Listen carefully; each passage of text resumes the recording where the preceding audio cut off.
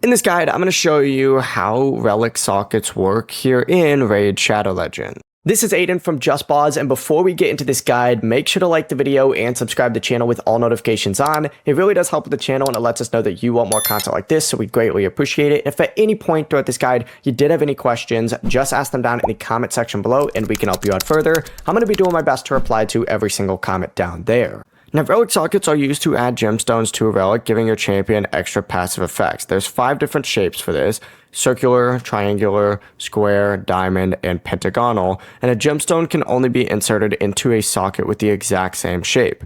To check these, just open up your champions, choose whoever it is has the relic on them, for example this guy, select the little relic option, hit edit, and then of course here's going to be your relic storage. You would select the relic and then go to gemstone from here.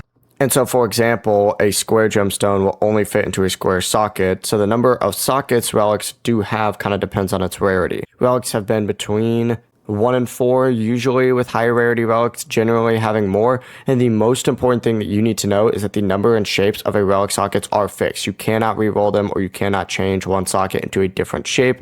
To use one, open it up, select it, and the game will show you a compatible gemstone from your storage, and as soon as you just match it, the passive ability becomes active on that relic. Before you do leave, make sure to like the video and subscribe to the channel with all notifications on. It really does help with the channel and it lets us know that you want more content like this. We'd greatly appreciate it, and if at any point throughout this guide you did have any questions, just ask them down in the comment section below and we can help you out further. I'm going to be doing my best to reply to every single comment down there. Peace.